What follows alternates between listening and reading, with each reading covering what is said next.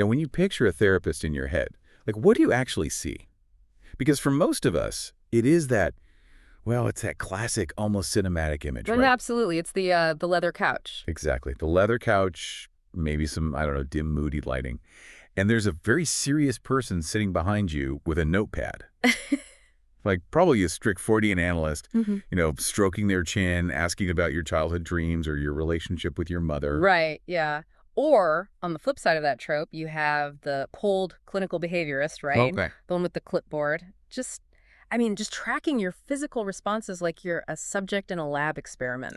Yes, like a mouse in a maze. It's this very rigid expectation of what therapy actually looks like. It is, yeah. It's a total caricature Yeah. because we expect this almost dogmatic purity from our mental health professionals. Like, you're either the blank screen analyst who is totally unreadable and silent, Yeah. or you're the behavioral technician who is purely focused on, stimulus and response. Right. And it's comforting in a way. I mean, we humans, we really like things to be categorized. We like to know exactly what we're buying into when we walk into a room. We do. Yeah. But then, you step into the actual reality of modern counseling, and suddenly that neat little categorization just completely falls apart. I mean, the therapeutic landscape today it's completely unrecognizable compared to that mid-century stereotype. Oh, completely. It's not about strict adherence to one single school of thought anymore. It is the absolute definition of a paradigm shift. Yeah. What we're actually looking at today in clinical practice is a highly sophisticated, deeply personalized art form. The days of the rigid purist, they're largely behind us. Exactly. And that is exactly what we are exploring today. Sure. In this deep dive, we are going to unpack the fascinating evolution of what the field calls theoretical integration. We're going to trace how psychology moved away from this bitter, decades-long ideological Cold War. It really was a Cold War, yeah. It really was. Between these warring therapeutic tribes, right? And how it evolved into a system that intentionally borrows the best tools and the best philosophies from every single discipline. And it's a journey that reveals really as much about human nature and how we process change as it does about the profession of psychology itself. Because whether you realize it or not, I mean, we are all trying to integrate conflicting information every single day. Right. I mean, even if you aren't a therapist, even if you never ever plan to sit in that practitioner's chair, this matters to you. Because at its core, this is a masterclass in how experts synthesize vast, conflicting amounts of information to solve incredibly complex human problems. That's a great way to put it. Yeah, because every single one of us is bombarded daily Well, with conflicting advice, right? Different philosophies on how to live, how to work, how to communicate. oh, constantly. So understanding how master therapists navigate a sea of over, 400 different therapeutic models? Yeah, easily over 400. Right. Finding what actually works for the individual sitting in front of them, that provides a blueprint for how any of us can build a more integrated, effective approach to our own lives. Precisely. If we look at the foundational literature, including, the classic case studies, there's this famous composite client, Ruth, who is often used to demonstrate how wildly different theories look when applied to the exact same human being. Oh, Ruth. We'll Oh. definitely get to Ruth later, yeah. Yes, we will. But we see through these texts that finding the truth isn't about picking one right theory, it's about learning how to blend them. But to really appreciate where we are now, I feel like we have to understand the battlefield we came from. I mean, if you look at the history of psychology 50 or 60 years ago, it is literally referred to as an ideological Cold War. It's wild to read about now. What's fascinating here is just how deeply factionalized the field was. Throughout the mid-20th century, practitioners were fiercely, almost violently loyal to their pet theories. Like sports teams. Exactly like sports teams. You were a psychoanalyst. Or you were a behaviorist. Or you were a humanist. And these camps didn't just, casually disagree over coffee. They viewed each other with outright vitriolic contempt. Yeah, the sources show it wasn't just a difference of opinion. It was a fundamental disagreement on the very nature of reality. I mean, the psychoanalysts thought the behaviorists were superficial symptom fixers, right? Right. So if someone comes in with a phobia of dogs, the behaviorist just conditions them to stop fearing dogs. And the psychoanalyst looks at that and says, you ignored the deep root cause. That phobia is a manifestation of, repressed trauma. And now that you've fixed the dog fear, the trauma's just going to pop up somewhere else as a different symptom. Exactly, the concept of symptom substitution. They were convinced the behaviorists were actually doing harm by ignoring the unconscious. And in return, the behaviorists thought the psychoanalysts were essentially unscientific mystic. Right, like wizards or something. Pretty much. They felt psychoanalysis was wasting years of patients' time and money just talking about childhood fantasies that couldn't be quantified or measured in a lab. They were speaking completely different ontological languages. And the expectation back then was ideological purity, Just right? total purity. If you trained in a certain institute, you practiced that model exclusively. You did not cross the aisle. Which seems so incredibly limiting. I mean, if you are a carpenter and you only believe in the philosophy of the hammer, you are going to treat every single problem like a nail, even if the client really needs a screwdriver. You are expected to fit the client to your theory rather than fitting your theory to the client. And that is exactly why the shift happened. Reality just forced its way in. The empirical data reveals that today, less than 5% of practitioners actually identify as purists. Less than 5%. What? Yeah, it's tiny.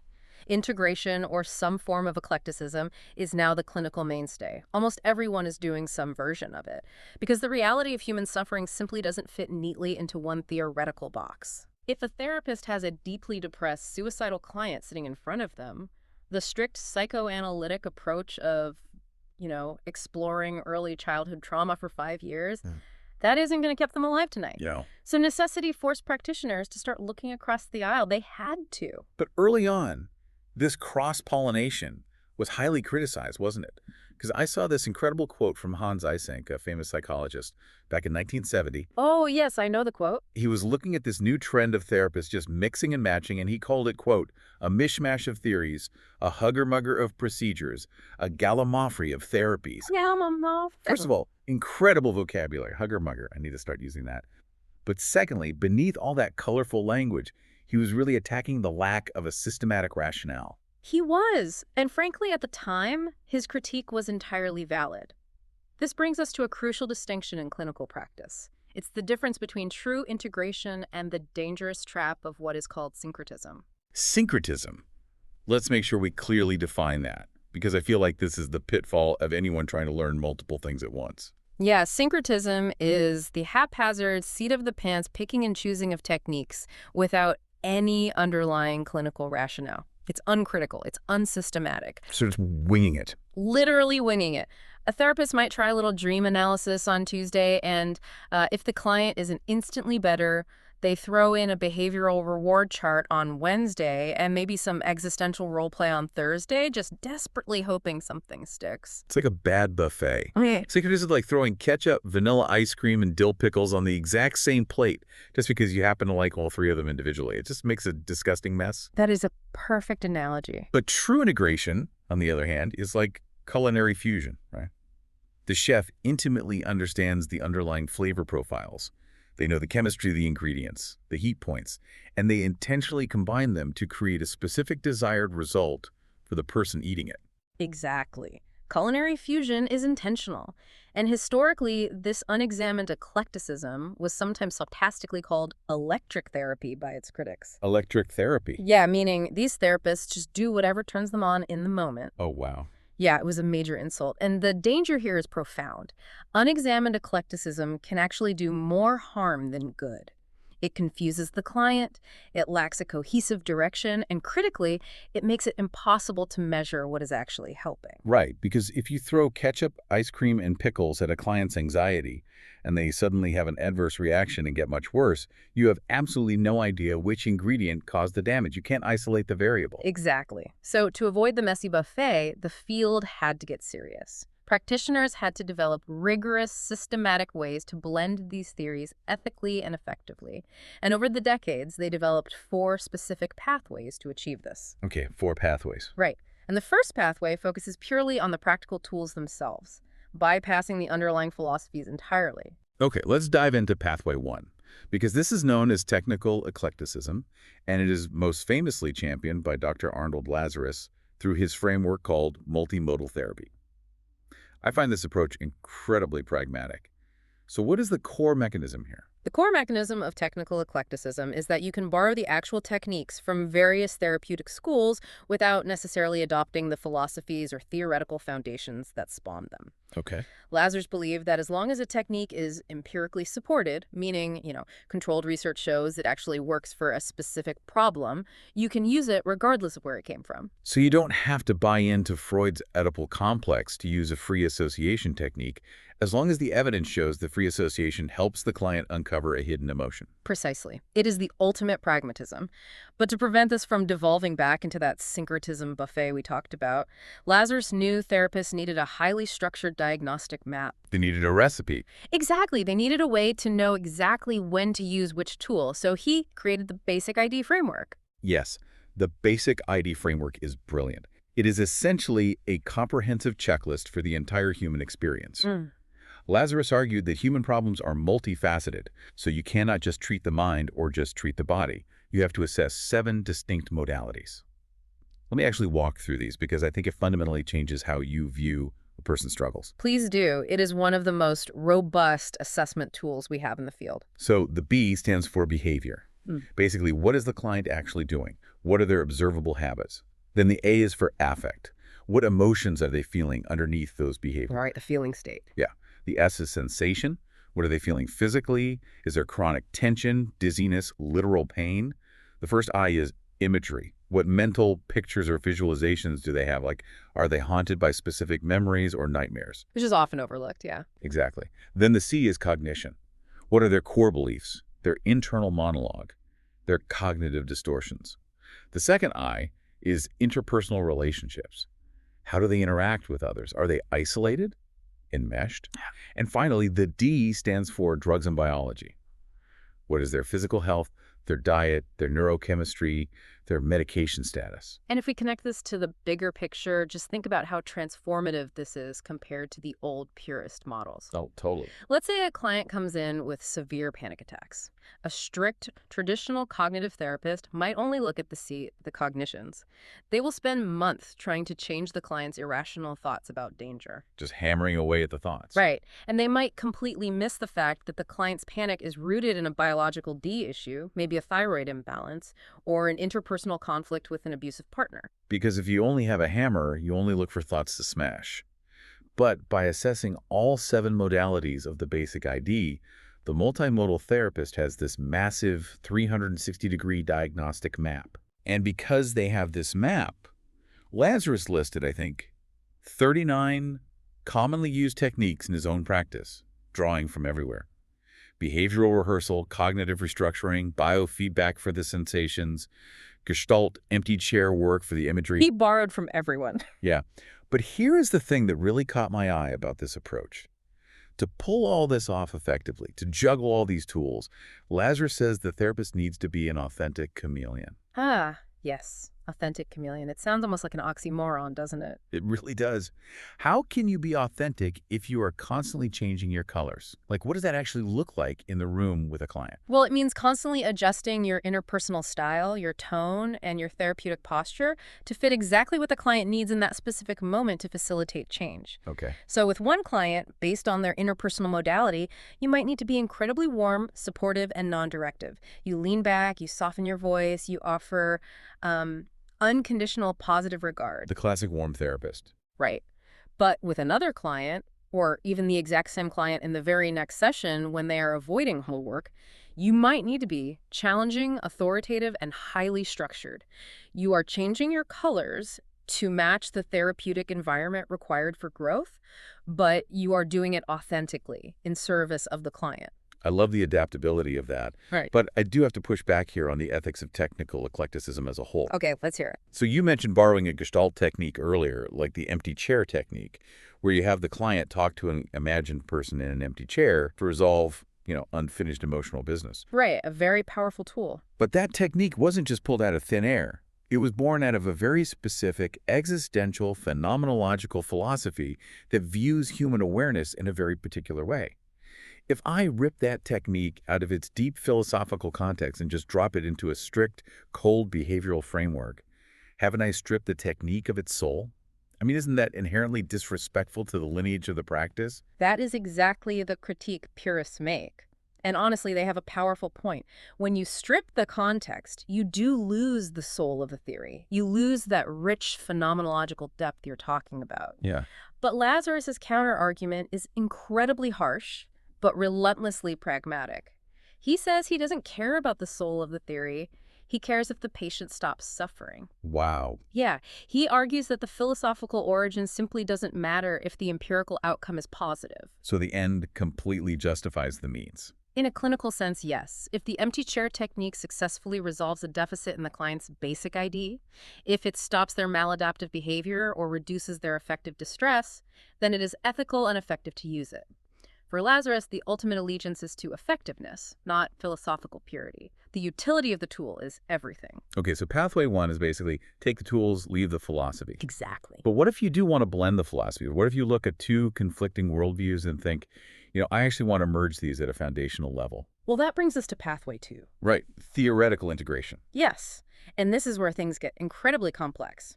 Pathway 2 is called theoretical integration, and it is vastly more ambitious than technical eclecticism.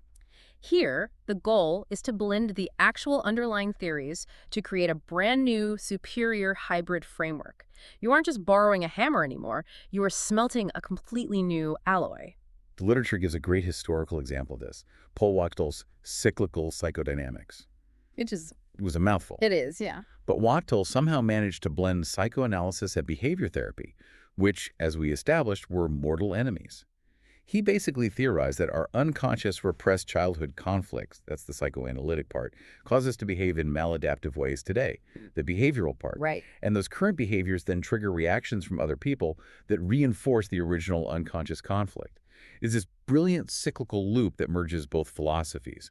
But the really deep dive in the field right now is on a much more modern, comprehensive example of theoretical integration, right? Yes. Dialectical behavior therapy, or DBT, developed by Marsha Linehan. DBT is arguably the crowning achievement of theoretical integration in modern psychology. It's everywhere now. It is everywhere, and for good reason. To understand how brilliant it is, you really have to understand the impossible problem Linehan was trying to solve. She initially set out to treat highly suicidal clients, specifically those diagnosed with borderline personality disorder, or BPD.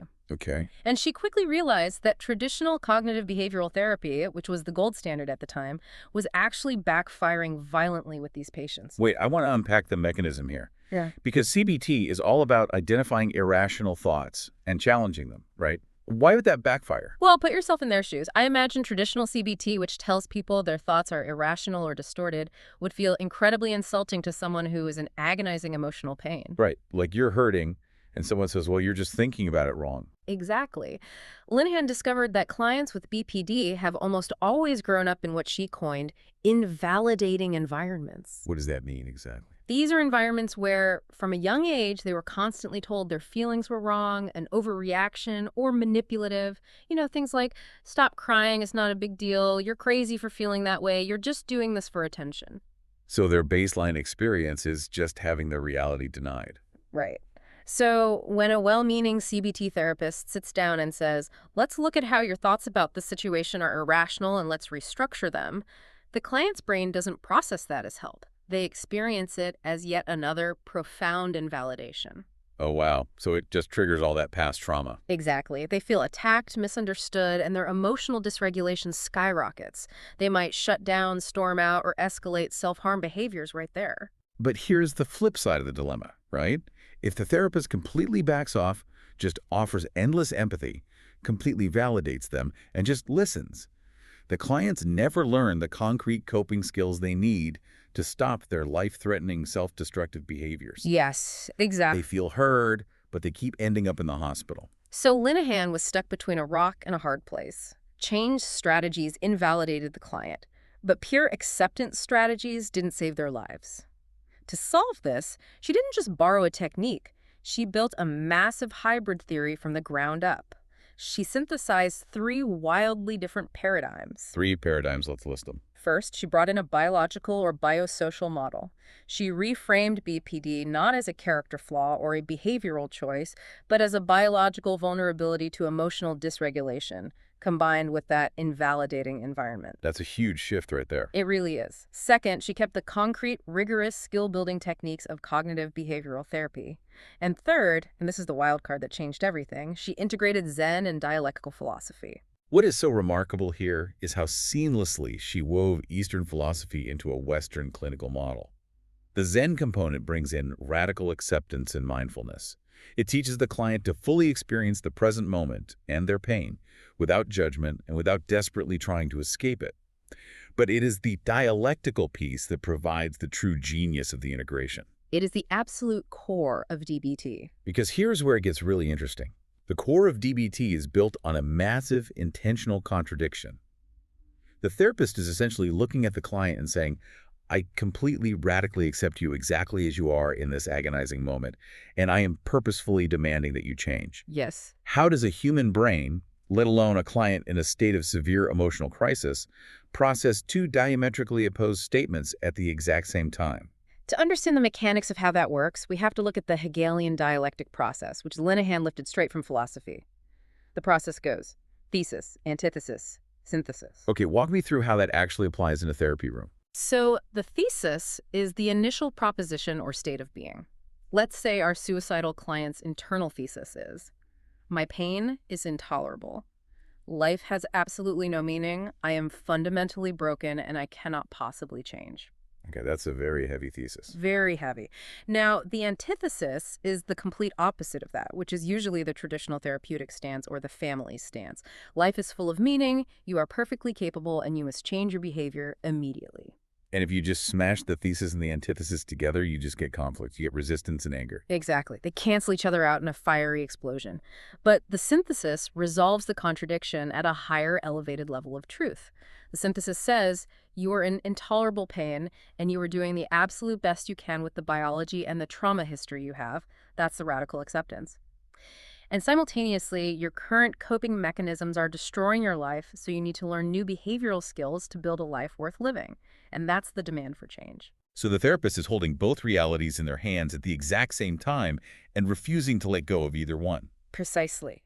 The integration of Zen acceptance with CBT change strategies creates an entirely new clinical reality. The radical validation lowers the client's defensive walls. It soothes their nervous system, which then allows them to actually engage in the incredibly hard, painful work of behavioral change. It is a brilliant theoretical integration. It really is a masterpiece of synthesis. But, as you can imagine, building a hybrid like that is the work of a lifetime. Right. Marcia Linehan spent her entire career rigorously developing, testing, and refining DBT. For an everyday therapist, trying to merge deeply conflicting philosophies from the ground up every time they see a new client is cognitively impossible. You'd burn out in a week. Exactly. They can't invent a new DBT every Tuesday, which leads us to ask, what is the alternative? Because they can't just go back to the messy buffet of syncretism. They can't. Which is why Pathway 3 is the most common approach for practicing clinicians today.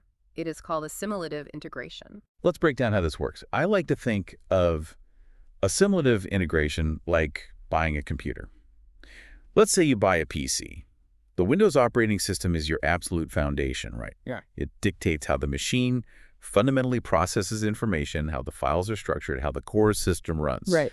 But occasionally you encounter a specific task, maybe high-end video editing, and you realize a piece of software originally designed for a Mac does that job significantly better. So you download a PC-compatible version of that Mac software, you assimilate the tool, but your core operating system remains Windows.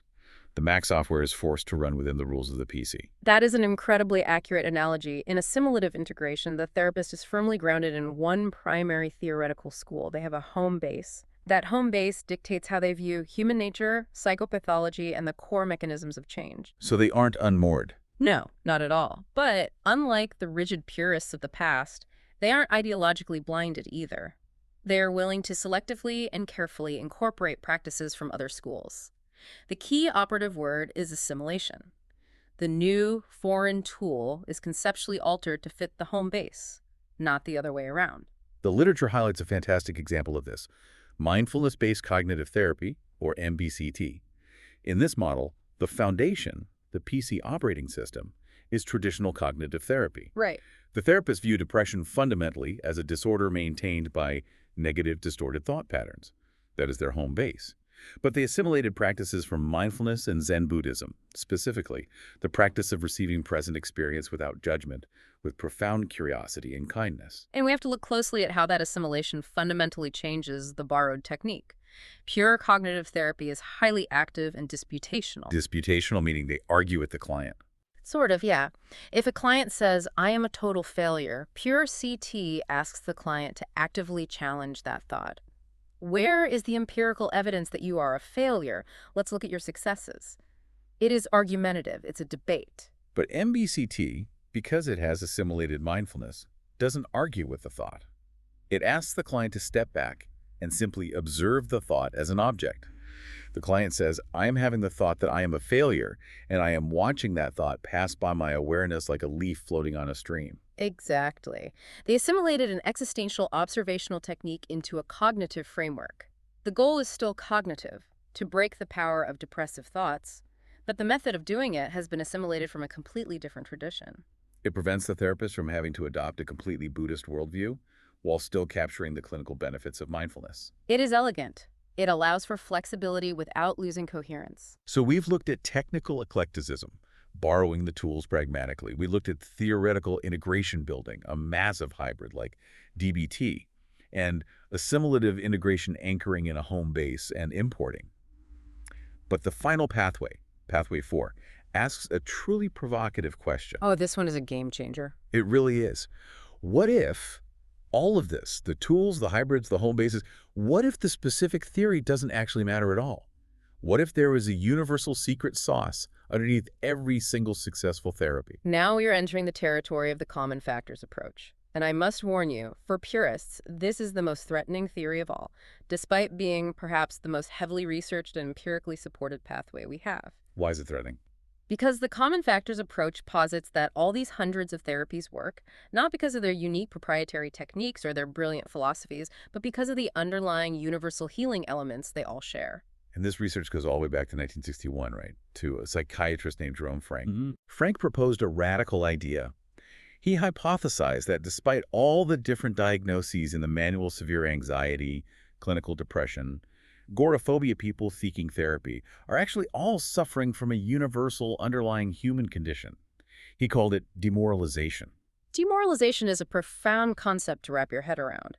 Frank wasn't dismissing the reality of psychiatric symptoms, but he argued that beneath the symptoms lies a state of feeling deeply incompetent, isolated, helpless, and experiencing a total loss of meaning in one's life. Just a total collapse of the spirit. Right. The client's core self-esteem is damaged, and they feel they simply cannot cope with the demands of their environment anymore.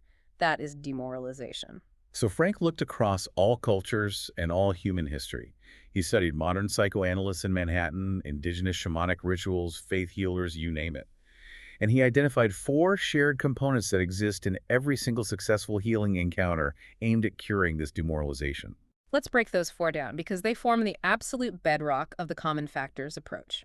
First, there must be an emotionally charged, confiding relationship with a helping person. The therapeutic alliance itself is the primary vessel of healing. The relationship itself cures. Exactly. Second, there must be a designated healing setting. This provides a sense of psychological safety and elevates the prestige and authority of the healer. Right, because whether it is a quiet wood-paneled office with a leather couch or an intricately decorated sweat lodge, the physical setting signals to the brain. You are safe now. Healing happens in this specific place. Exactly. The environment primes the expectation of change. Third, there must be a rationale, a conceptual scheme, or a myth. The client needs a plausible explanation for why they are suffering. A myth. Yes. And fourth, there must be a ritual, an active procedure or process that both the client and the therapist deeply believe will bring about a cure. Okay, I have to stop and push back on this because framing it as a myth and a ritual sounds incredibly cynical. Are you telling me that when a psychoanalyst spends 5 years helping a client uncover repressed childhood memories of their mother, or when a cognitive therapist rigorously tracks negative thoughts on a spreadsheet, they are essentially just performing a culturally accepted ritual? They are just doing a modern rain dance to cure demoralization. It sounds cynical until you look at the empirical data. The specific content of the myth, whether the myth is your id is warring with your superego, or your serotonin is depleted, or your chakras are blocked, the actual content matters far less than the fact that both the client and the therapist deeply, genuinely believe in it. Oh, so it's the shared belief. Yes, the belief in the myth and the execution of the ritual is what mobilizes hope and combats demoralization. The literature highlights seminal research by Michael Lambert, who actually quantified these common factors. And Lambert's numbers are absolutely staggering. He broke down the pie chart of what actually causes therapeutic change. He found that specific techniques, the unique proprietary interventions that differentiate one theory from another, only account for about 15% of the therapeutic outcome. Well, let's sink in. 15%. Wait, so you are telling me that the ideological Cold War, all those decades of psychoanalysts and behaviorists despising each other, writing scathing papers, guarding their institutes like fortresses, they were literally fighting over 15% of the pie. They were fighting a brutal war over a sliver of the variance, yes, while completely ignoring the factors that were actually doing the heavy lifting. So if techniques are only 15%, what makes up the rest? According to Lambert's meta-analysis, the common factors account for vastly more. The therapeutic relationship itself, the empathy, the warmth, the working alliance between client and therapist accounts for 30% of the outcome. Double the technique. Double. Client expectancy, which is essentially hope, or the placebo effect generated by believing in the myth and the ritual, accounts for another 15%. And the largest chunk, a massive 40%, comes from extra therapeutic factors. Extra therapeutic factors, meaning things that happen completely outside the therapy room. Right. Like the client's inherent resilience, their ego strength, getting a new job, finding a supportive partner, joining a community. Exactly. The 40% is the client's own life and internal resources, which means the therapist's grand theory is dwarfed by the client's own reality. That is mind-blowing. It completely explains why a deeply empathetic psychoanalyst and a deeply empathetic behaviorist could both successfully cure the exact same patient despite having completely opposite theories. They're both leveraging that 30% relationship and that 15% hope. It makes total sense when you look at it that way. It is no wonder integration won out. The data demanded it. But this raises a huge practical question. We have all these high-level pathways, tools, hybrids, home bases, common factors. How does a modern practitioner actually chart the course when a real, breathing, infinitely complex human being sits down in front of them? That is where theory crashes into reality. You need a structured way to apply this. And to demonstrate this, foundational counseling texts utilize a brilliant pedagogical tool, a composite case study named Ruth. Yes, Ruth. Anyone who has studied counseling psychology knows Ruth. She is a famous composite client used across Gerald Corey's textbooks. She's legendary in the field. She is. She's presented as a 39-year-old woman, married, a mother, who is struggling with a profound sense of emptiness, marital dissatisfaction, anxiety about aging, and a nagging feeling that she has lived her entire life for others and hasn't actually lived for herself. She represents very universal human life themes. Very relatable, yeah. And the texts masterfully have 12 different theoretical experts apply their specific models to Ruth. What is remarkable about the Ruth case study is that it forces these theoretical abstractions into concrete clinical application. When you read how the pure psychoanalyst views Ruth's emptiness versus how the reality therapist views it, the differences in treatment focus are stark. But what's even more crucial for modern integration is how the literature demands that we view Ruth through a diverse cultural lens. Right, because originally Ruth is presented as a middle-class, white, Western woman. But the texts dedicate significant time to reimagining Ruth from completely different cultural backgrounds to demonstrate the absolute necessity of multicultural competence. They ask the reader, how would your integrated approach change if Ruth were Latina or Asian American or African American? This is where the danger of rigid adherence to a single theory becomes glaringly ethically obvious. We have to acknowledge that many traditional counseling theories were developed by white, Western male psychologists in the mid-20th century. Consequently, those theories carry built-in, unexamined cultural assumptions. For example, many traditional models view individualism, autonomy, and separating from your family of origin as the ultimate, universal goals of mental health. Individuation. You have to become your own person, break away from the pack. But if Ruth is, say, an Asian American woman, those supposedly universal goals might directly violently clash with her core cultural values. Exactly. An Asian American Ruth might hold deeply ingrained values of collectivism, filial piety, and prioritizing familial harmony over individual desire. If a therapist rigidly applies a Western theory that pushes her to forcefully assert her independence, confront her parents, and prioritize her own needs above the family, they might actually cause profound psychological harm. Oh, absolutely. They could alienate her from her entire primary support system, which, if we remember Lambert's pie chart, destroys the 40% extra therapeutic factors that she relies on to survive. It would be clinical malpractice masked as therapeutic progress. An integrative, multiculturally competent therapist cannot force a client into the rigid box of a single theory. The theory must bend to the client's worldview. And the literature talks about a vital concept here called ethical bracketing. Ethical bracketing is an absolute mandate in modern practice. It means the counselor must intentionally and consciously set aside their own personal, religious, or professional views in order to provide culturally respectful and relevant counseling to the client. So it's managing the friction between who you are and who the client is. Precisely. The text discusses the danger of value imposition, which is when a therapist directly or indirectly tries to define a client's beliefs, values, or behaviors based on the therapist's own worldview. This is considered a major ethical violation. If the therapist's personal values conflict with the client's, the therapist must bracket their own values. You modify your integrative approach to fit the client, not the other way around. So, if Ruth is an African-American woman who draws massive strength, identity, and coping mechanisms from her spirituality and her church community, the therapist, even if that therapist is a strict, atheistic behaviorist who personally thinks religion is an illusion, must ethically bracket their atheism. They must intentionally integrate Ruth's spiritual resources into the treatment plan rather than pathologizing it or ignoring it. To ignore it would be to throw away her most potent healing resource. The therapist's job isn't to convert Ruth to behaviorism, it's to help Ruth heal using the tools that resonate in her reality. But wow, listening to all of this, this level of constant customization sounds amazing for the client, but it presents massive, almost paralyzing structural challenges for the professionals doing the work. Which brings us to the practical reality of Unit 5 in our foundational literature. How do you actually execute theoretical integration in real-world counseling? From case conceptualization to supervision, the burden of knowledge on the modern integrative practitioner is staggering. It truly is. The literature notes that there are over 70 recognized, empirically supported treatments right now. 70. 70. And many of those come with what we call a manualized protocol. Let's define manualized protocol for the listener, because it sounds very rigid for a field that claims to be integrating. It is exactly what it sounds like. A manualized protocol means the therapy comes with a literal step-by-step guidebook. It dictates. In session 1, you administer this assessment. In session 2, you teach this specific coping skill.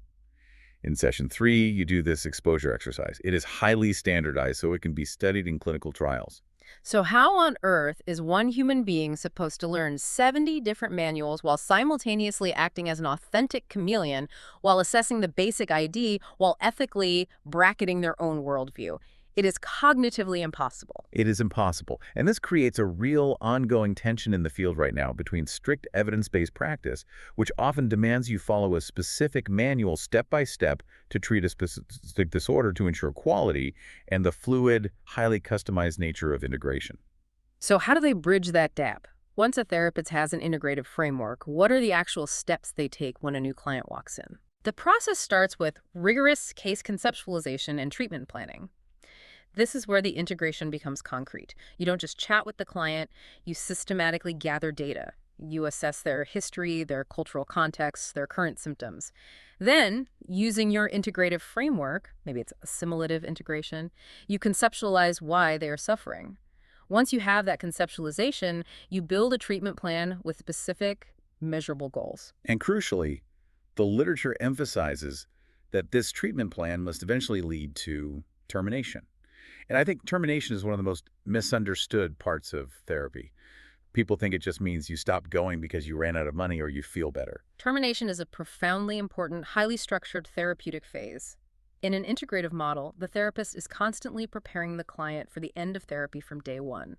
The goal is to internalize the myth and the ritual so the client becomes their own therapist. Oh, that makes sense. Yeah, the end of therapy brings up deep issues of loss, abandonment, and anxiety for the client.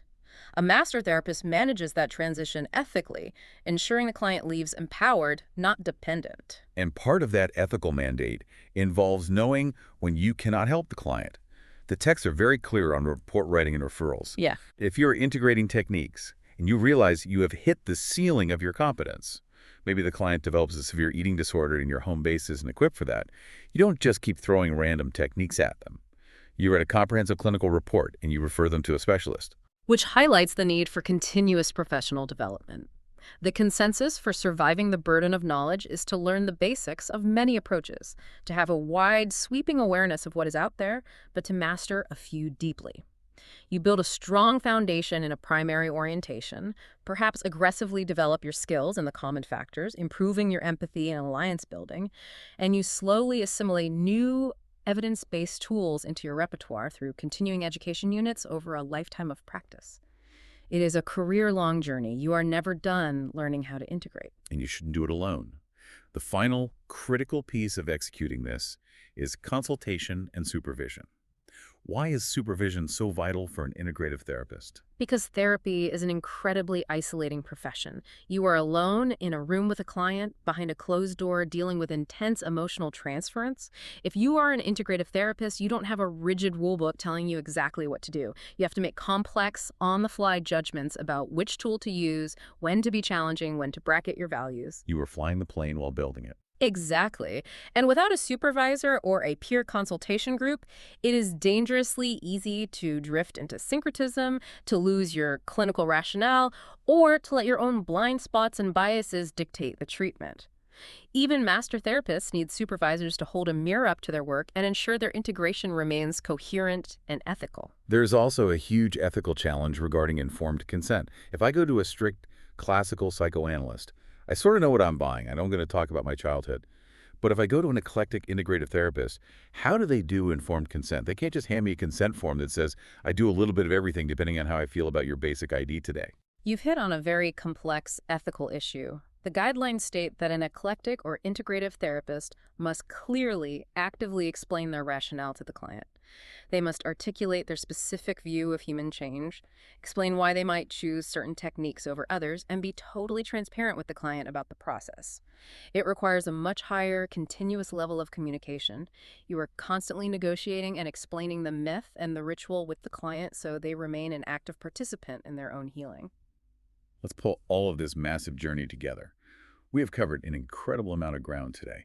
We started in a historical landscape of warring psychological factions, an ideological Cold War where therapists fought bitterly over whose pet theory was the one true path, completely ignoring the fact that they were fighting over 15% of the outcome. And we trace the evolution from that dogmatic rigidity to the intricate, deeply tailored, and highly demanding art of theoretical integration. We explored the distinct pathways therapists use to avoid the messy buffet of syncretism. We looked at technical eclecticism, using Lazarus's BASIC ID to pragmatically borrow tools. We looked at theoretical integration, building massive, brilliant hybrids like Marsha Linehan's DBT, using Hegelian dialectics to merge radical acceptance with behavioral change. We explored assimilative integration, having a primary home base but importing tools like mindfulness. And finally, the common factors approach, which revealed the shocking truth that the therapeutic relationship, the ritual, and the client's outside life matter far more than the specific techniques. We've seen how this complex integration must be filtered through a rigorous lens of multicultural competence and ethical bracketing, adapting to the unique, localized worldview of clients like Ruth. And we face the heavy structural burdens this places on the modern practitioner, the absolute necessity of solid case conceptualization, ethical termination, continuous education, and the grounding anchor of clinical supervision. As we wrap up this deep dive, there is a profound quote from the foundational text that I want to leave ringing in our ears. It says, "We are drowning in information while starving for wisdom. The world henceforth will be run by synthesizers." That is exactly what the master therapist is, a synthesizer. Someone who can stand in the chaotic crossfire of 400 different theories, 70 manualized treatments, and endless cultural variables, and find the exact right combination of wisdom to help the unique human being sitting in front of them. So I want to leave you, the listener, with a challenge. Think about your own life, your own work, or your own self-improvement journey. Look at the advice you take in. Are you just haphazardly collecting random tips from podcasts, self-help books, and influencers? Are you practicing personal syncretism, throwing ketchup, ice cream, and pickles on the same plate and wondering why your life feels messy and unmeasured?